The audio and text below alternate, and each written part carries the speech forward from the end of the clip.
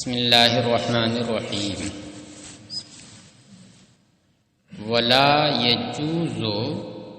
ويجوز أن يتزوج الرجل بأخت أخيه من الرضاع، اور جائز ہے کہ مرد اپنے رضائی بھائی کی بہن سے نکاح کرے، اپنے رضائی بھائی کی بہن سے نکاح کرے۔ یہاں پر بھی آپ من الرضاع کو دونوں میں سے کسی ایک سے یا دونوں سے جوڑ سکتے ہیں، اس طرح کہ اپنے رضائی بھائی کی نسبی بہن سے کر سکتا ہے، اپنے بھائی کی رضائی بہن سے کر سکتا ہے۔ دو بھائی ہیں، ان میں سے ایک بھائی وہ ہے جس کی کوئی رضائی بہن ہے، دودھ پیا ہے، تو یہ اس سے کر سکتا ہے، اور اپنے رضائی بھائی کی رضائی بہن سے ہر طرف سے رضاعت ہے، دونوں صورت جائز ہے۔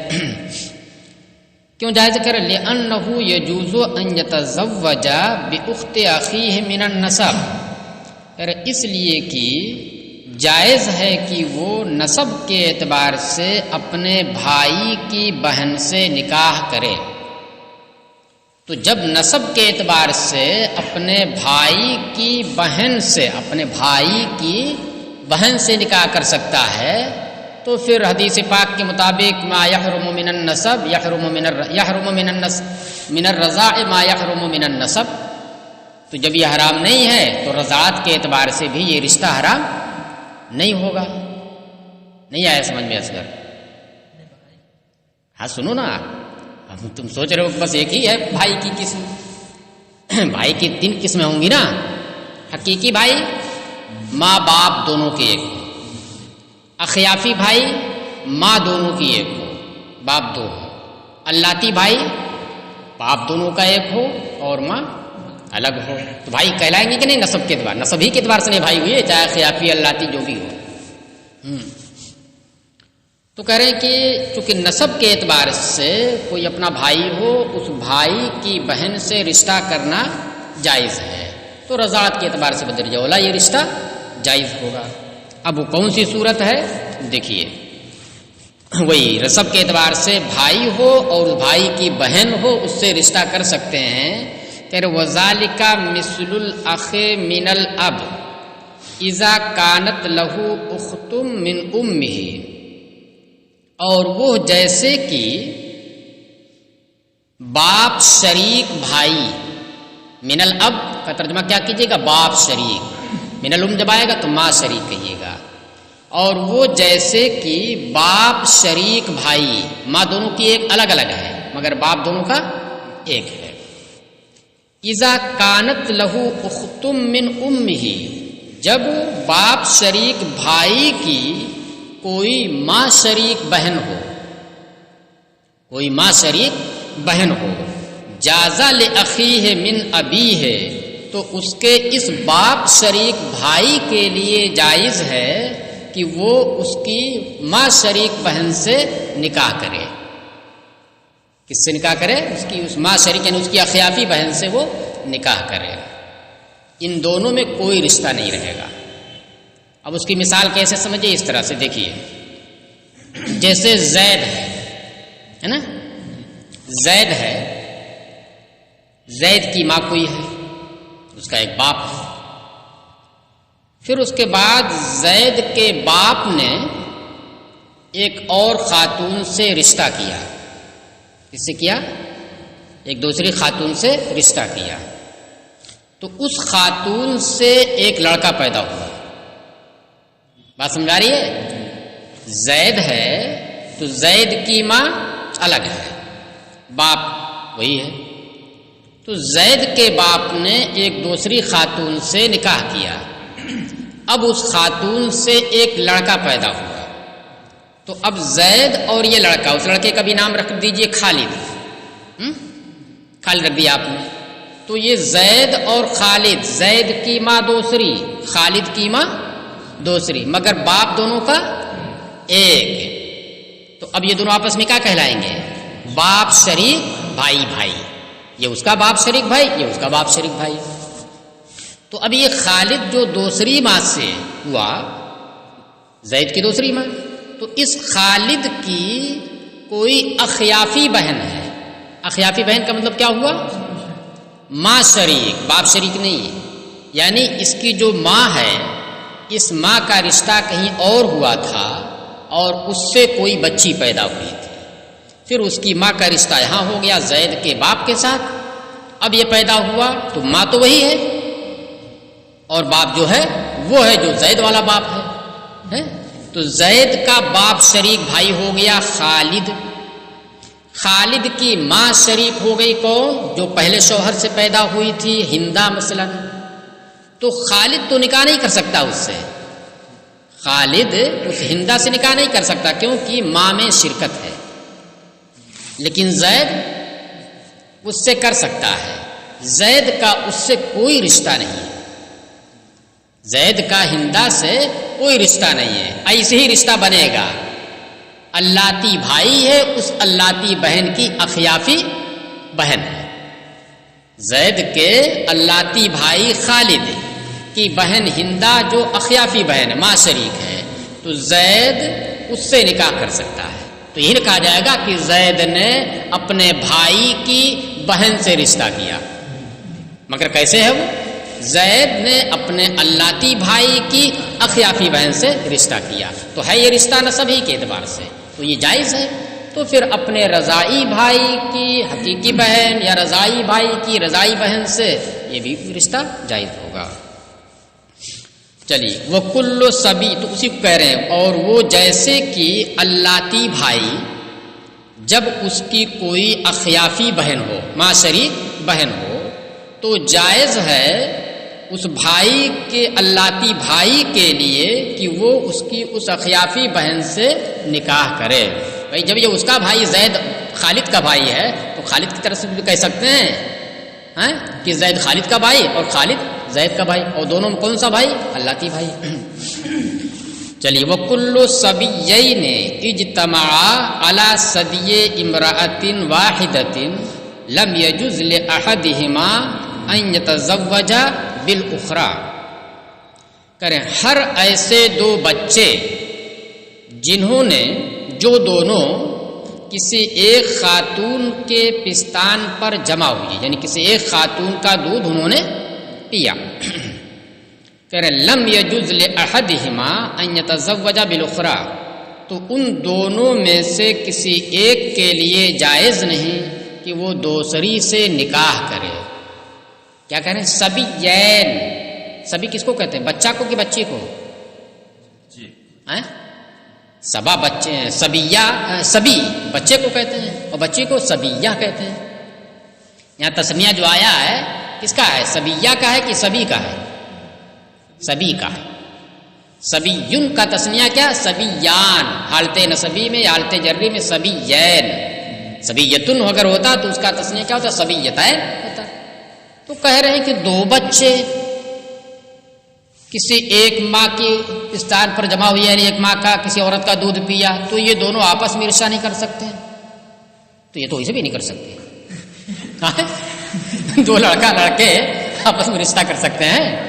تو اس کا مطلب ہے کہ یہاں پر کچھ جو ہے مجاز ہے، حقیقت نہیں ہے. وہ مجاز یہ ہے سبیین، سبی کا تسنیہ ہے، تو اس سبیین میں ایک سبیہ ہے.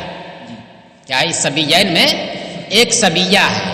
جیسے قمرین، اس قمرین میں ایک قمر ہے اور دوسرا شمس ہے، تغلیب کے طور پر نا. تو اسی طریقے سے یہاں پر بھی تغلیب کے طور پر سبیہ کو مغلوب کر دیا اور سبی کو غالب کر دیا، یہاں تک کہ سبیہ کے لیے بھی سبی ہی بول دیا گیا.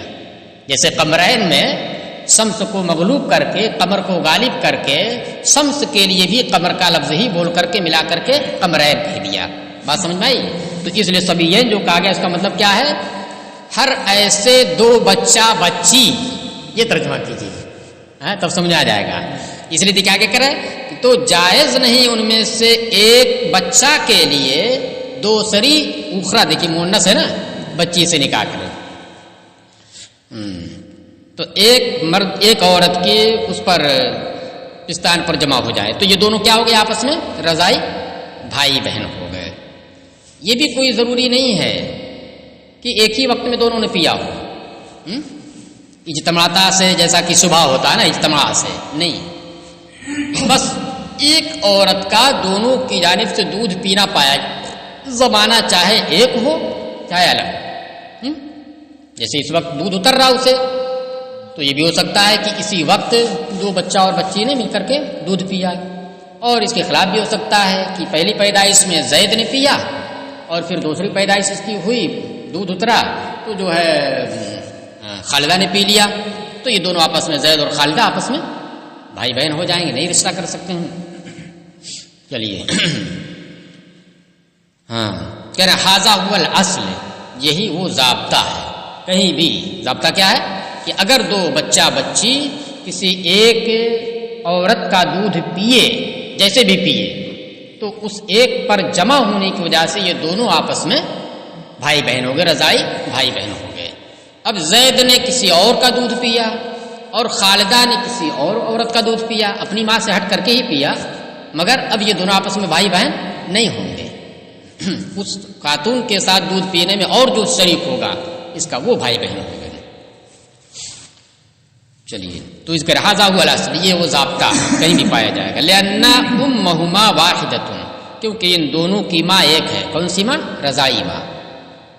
جس کا دودھ پیا وہ ماں ہو گئی، اس نے بھی اس کا پیا، اس کی بھی ماں ہو گئی، اس کی بھی ماں ہو گئی، تو جب دونوں کی وہ ماں ہو گئی تو دونوں آپس میں بھائی ہو گئے۔ فہما اخ و اخت، لہذا یہ دونوں بھائی اور بہن ہو گئے۔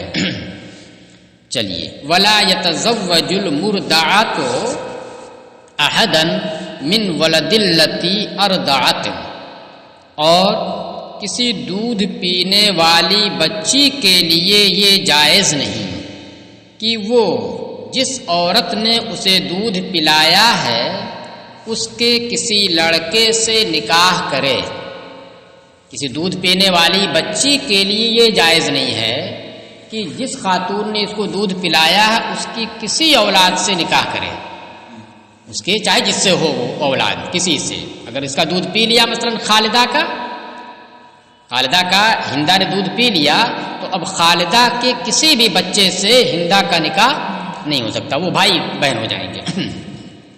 وہی کہہ رہے ہیں اور کسی دودھ پینے والی بچی کے لیے جائز نہیں ہے کہ اس عورت کی کسی اولاد سے، کسی لڑکے سے، چونکہ ابھی ادھر پینے والی بچی ہے تو ادھر لڑکا ہی لائیے، حالانکہ ولد کا لفظ سب کے لیے بولا جاتا ہے نا، تو جائز نہیں ہے کہ وہ جس عورت نے اسے دودھ پلایا، التی ارضعت، جس عورت نے اسے دودھ پلایا ہے اس کے کسی لڑکے سے وہ نکاح کرے۔ کیوں؟ لأنہ اخوہا، اس لیے کہ وہ لڑکا اس کا بھائی ہوگا، وہ لڑکا اس کا رضائی بھائی ہوگا۔ ولا ولد ولدہا، اور نہ اس کی اولاد کی اولاد سے نکاح کرے، نہ اس کی اولاد کی اولاد سے نکاح کرے۔ کیوں؟ لأنہ ولد اخیہا، کیونکہ اس کی اولاد کی اولاد کا مطلب اس کی اولاد بھائی ہو جائے گی، اولاد کی اولاد بھتیجا ہو جائے گی۔ کہہ رہے لأنہ ولد اخیہا، کیونکہ وہ اس لڑکی کے بھائی کا لڑکا ہو جائے گا، یعنی بھتیجا، اور بھتیجا سے نکاح نہیں کر سکتے ہیں، جیسے نسبی بھتیجا سے ویسے رضائی بھتیجا سے۔ ولا يتزوج الصبي المرضع اخت زوج المرضعات، اور جائز نہیں ہے کہ دودھ پینے والا بچہ جسے دودھ پلایا ہے کسی خاتون نے، وہ دودھ پلانے والی عورت کے شوہر کی بہن سے نکاح کرے۔ دودھ پینے والا بچہ جسے کسی خاتون نے دودھ پلایا تو اس کے لیے یہ جائز نہیں کہ دودھ پلانے والی جو اس کی ماں ہے، ماں ہو گئی جس نے دودھ پلایا، دودھ پلانے والے کے شوہر جو باپ ہوگا اس کی بہن پھوپھی ہو جائے گی۔ باپ کی بہن کیا ہو جاتی؟ پھوپھی۔ رضائی باپ ہے تو رضائی باپ کی بہن کیا ہے؟ پھوپھی، تب بھی ہوگی رضائی پھوپھی۔ نہیں کر سکتا وہ، کیوں؟ لأن امتہ من الرضاع، کیونکہ یہ کیونکہ یہ اس کی رضائی پھوپھی ہے، لأنہا امتہ من الرضاع۔ چلیے یہ بات ختم ہوگی۔ اب آگے مسئلہ آ رہا ہے کہ دودھ پیا، اب تک مطلق تھا کہ دودھ پیے ہے نا، یہ آ رہا تھا، ایک قطرہ بھی پی لیا تب بھی ہو جائے گا۔ اب آگے بحث آ رہی ہے کہ اگر عورت کا دودھ کسی اور چیز میں ملا دیا جائے، پانی میں ملا دیا جائے، دوا میں ملا دیا جائے، تیل میں ملا دیا جائے اس طریقے سے، تو پھر ایسی صورت میں کیا مسئلہ ہے؟ تو دیکھیے، تو سب بات ہے اس خالص دودھ پیا ہو، چاہے ایک قطرہ ہی پیا ہو، اس کا حکم ہے، لیکن اگر ملا دیا گیا ہو تو اب یہاں سے اس کا حکم شروع ہو رہا ہے کہ وَإِذَا اخْتَلَطَ اللَّبَنُ بِالْمَاءِ وَاللَّبَنُ هُوَ الْغَالِبُ تَعَلَّقَ بِهِ التَّحْرِيمُ، اور جب دودھ پانی سے مل جائے اور دودھ غالب ہو، زیادہ ہو دودھ، تو اس سے تحریم متعلق ہوگی۔ وَإِنْ غَلَبَ الْمَاءُ، اور اگر پانی غالب ہو، لم يتعلق به التحریم، تو تحریم اس سے متعلق نہیں ہوگی۔ پانی میں مل گیا تو اگر دودھ غالب ہے تو ٹھیک ہے، اور پانی کا غلبہ اگر ہے تو پھر تحریم اس سے متعلق نہیں ہوگی۔ خلافاً للشافعی، برخلاف امام شافعی کے، ہوا یقول، وہ یہ کہتے ہیں کہ انہ موجود فیہ حقیقتاً، دودھ اگر مغلوب ہو گیا پانی میں جا کر کے، تو اب یہ تو نہیں کہا جا سکتا کہ دودھ ہے ہی نہیں اس میں، دودھ تو حقیقتاً موجود ہے نا اس میں۔ ایک قطرہ بھی آپ نے پانی، ایک بالٹی پانی میں ڈال دیا تو کہا جائے گا نا دودھ اس میں ڈالا گیا ہے، دودھ میں، کہ کہہ سکتے ہیں کہ نہیں دودھ اڑ گیا، بھاپ بن کر کے پانی پاتے ہی نہیں نہ ہوگا۔ بھائی آگ کے پاس جائے تو اڑ سکتا ہے، لیکن پانی میں جائے گا تو اور محفوظ ہو جائے گا، اسی میں مل جائے گا اس میں، لیکن موجود ہے کہ نہیں حقیقتاً؟ تو امام شافعی کہتے ہیں کہ دودھ تو اس میں حقیقتاً موجود ہے، اور جب حقیقتاً موجود ہے اسی کو بچہ پی رہا ہے تو رضاعت ثابت ہو جائے گی اس سے۔ وَنَحْنُ نَقُولُ، اور ہم کہتے ہیں کہ المغلوب غیر موجود حکماً، جو مغلوب ہو گیا وہ حکماً، حقیقتاً اگرچہ موجود ہے، ہم آپ کی بات حقیقتاً موجود ہونے کا انکار نہیں کر رہے ہیں، لیکن یہاں پر بات حکم کی چل رہی ہے، بہت ساری جگہوں پر حقیقتاً کا اعتبار نہیں ہوتا ہے۔ کہہ رہے ہیں کہ ہم کہتے ہیں کہ مغلوب یہ حکماً موجود نہیں ہے، اگرچہ حقیقتاً موجود ہو، تو جب حکماً موجود نہیں ہے تو اس کا اعتبار نہیں ہوگا، اس کا حکم بھی نہیں ہوگا۔ حتی لا یظہر بمقابلۃ الغالب، یہاں تک کہ غالب کے مقابل میں وہ ظاہر نہیں ہوتا ہے، غالب کے مقابل میں جب مغلوب ہو گیا تو وہ ظاہر نہیں ہوگا۔ کما فی الیمین، جیسا کہ یمین والے مسئلے میں، قسم والے مسئلے میں، دیکھیے قسم والا مسئلہ ہے کہ کسی نے کہا کہ میں دودھ نہیں پیوں گا، کیا کہا؟ میں دودھ نہیں پیوں گا کسی بھی چیز کا۔ اب اس میں کیا کیا؟ دودھ پی لیا، وہ دودھ جس میں پانی ملا ہوا تھا، دودھ جس میں پانی ملا ہوا تھا، تو اگرچہ پانی زیادہ ہو دودھ کم ہو، جب بھی حقیقتاً دودھ تو ہے اس کے اندر، یہ نہیں ہے، تو حقیقتاً دودھ پینا پایا بھی جا رہا ہے، تو اگر پی لے، پانی زیادہ ہو دودھ کم ہو، تو حقیقتاً پینا پائے جانے کی وجہ سے حانث ہونا چاہیے کہ نہیں ہونا چاہیے، لیکن حانث نہیں ہوتا ہے، تو کیا ہوا یہاں پر؟ یہ نہ ہوا کہ مغلوب کا اعتبار حکماً نہیں کیا گیا، تو اسی طریقے سے یہاں پر بھی مغلوب کا اعتبار حکماً نہیں کیا گیا اگرچہ حقیقتاً موجود ہے وہ۔ چلیے، وَإِنِ اخْتَلَطَ بِالطَّعَامِ لَمْ يَتَعَلَّقْ بِهِ التَّحْرِيمُ وَإِنْ كَانَ اللَّبَنُ غَالِبًا عِنْدَ أَبِي حَنِيفَةَ، یہ تو رہی بات پانی سے ملنے کی، تو امام صاحب نے کیا کہا کہ پانی سے اگر ملے اور پانی مغلوب ہو، دودھ غالب ہو تو تحریم متعلق ہوگی، اور اگر پانی غالب ہو جائے تو تحریم متعلق نہیں ہوگی۔ اب مسئلہ آ رہا کھانے سے مل جائے، کھانا ہے، دودھ اس میں ڈال دیا حلوہ بنا کے، اور یا بسکٹ بنا دیا، بسکٹ میں دودھ بھی ڈال دیا عورت کا، اور اس کے بعد بچے کو کھلا دیا، تو کہہ رہے ہیں کہ دوا میں، یہ کھانے میں اگر مل جائے وہ، لم یتعلق بھی تحریم، تو تحریم اس سے متعلق نہیں ہوگی اگرچہ دودھ غالب ہو۔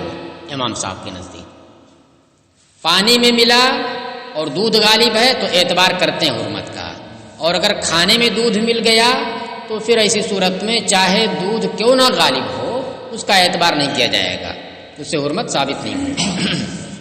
وقال اذا كان اللبن غالبا يتعلق به التحریم، صاحبین نے کہا کہ جب دودھ غالب ہو کھانے میں ملنے کے بعد تو تحریم اس سے متعلق ہوگی، یعنی جیسے پانی میں حکم تھا وہی حکم صاحبین یہاں پر بھی دیتے ہیں، کوئی فرق نہیں کرتے کھانے سے ملنے میں اور پانی سے ملنے۔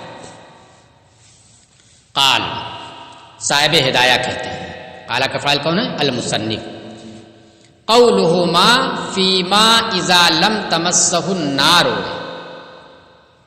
صاحبین نے جو یہ بات کہی ہے کہ دودھ اگر غالب ہو تو تحریم اس سے متعلق ہوگی، اور اگر غالب نہ ہو تو متعلق نہیں ہوگی. تو صاحبین نے یہ جو بات کہی ہے یہ مطلق نہیں ہے. قولہما فیما، صاحبین کا قول اس صورت میں ہے، تحریم متعلق ہونے کی جو بات کہی انہوں نے صاحبین نے، یہ اس صورت میں ہے جبکہ آگ نے اسے نہ چھوا ہو.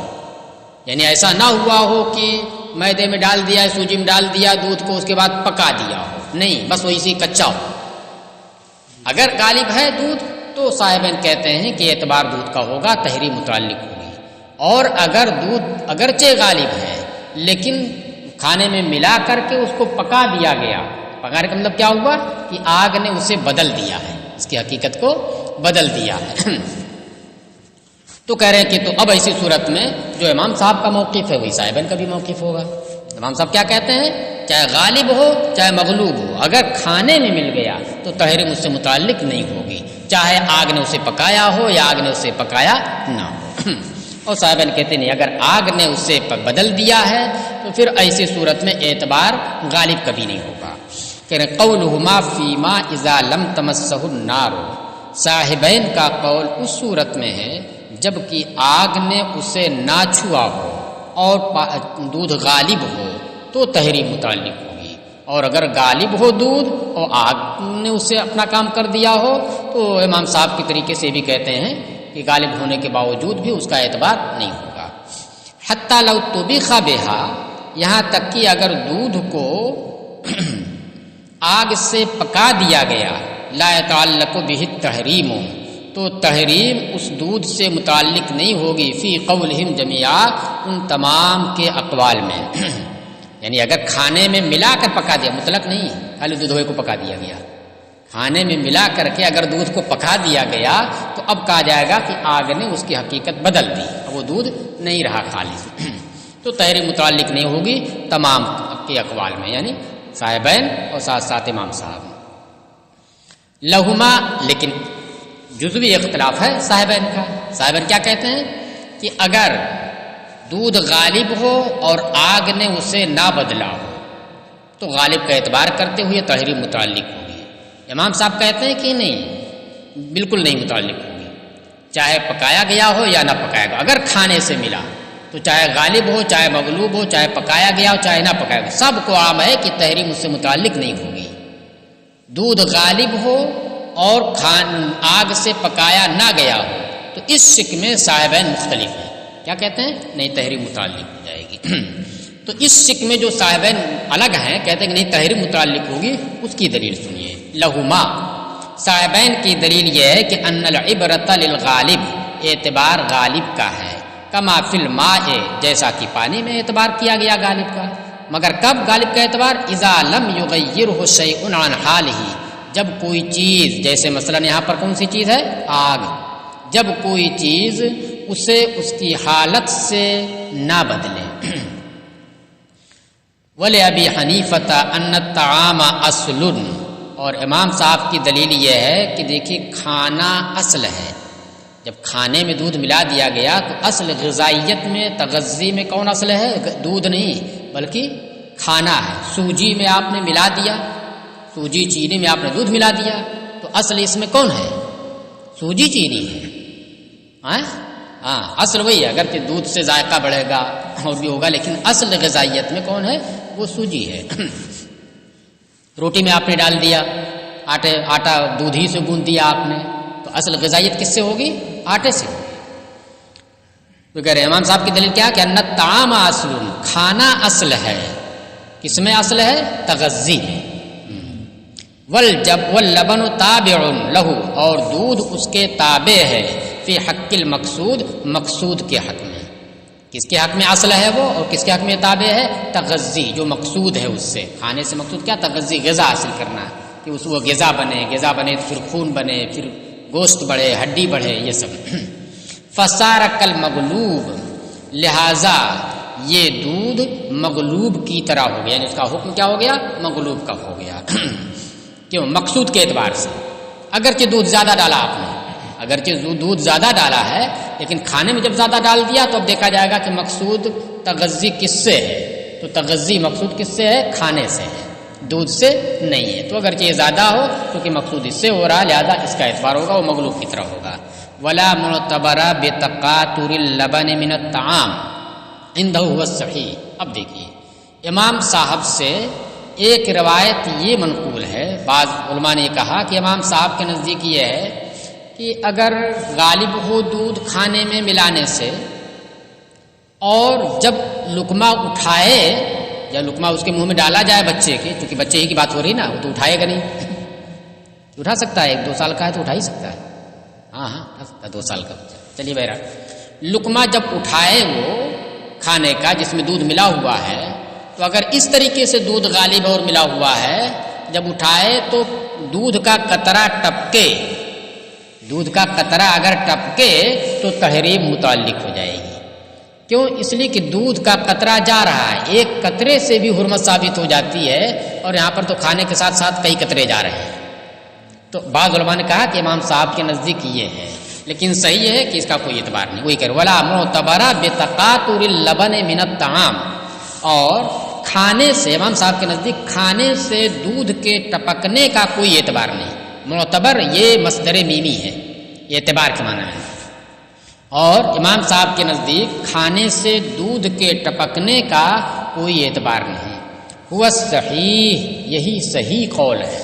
اس کا مطلب کیا؟ جن لوگوں نے کہا کہ نہیں اگر ٹپکے تو تحریم متعلق ہوگی، وہ قول صحیح نہیں ہے، اس کا فتویٰ بھی اس پر نہیں ہے۔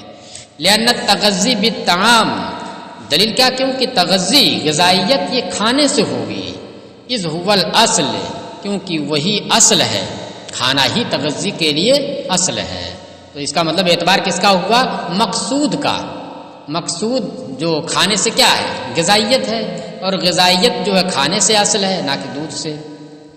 وَإِنْ أُخْلِطَ بِالدَّوَاءِ وَاللَّبَنُ غَالِبٌ، اور اگر دودھ کو دوا سے ملا دیا جائے، بچے کو دوا پلانی ہے اور دودھ میں ملا دیا دوا کو، کہہ رہے ہیں وَاللَّبَنُ غَالِبٌ، اور دودھ غالب ہو، دودھ کو دوا سے ملایا اور دودھ غالب ہے، تعلق بہ التحریم، تو تحریم اس سے متعلق ہوگی، تحریم اس دودھ سے، جس دودھ کو دوا میں ملایا گیا اس سے تحریم متعلق ہوگی۔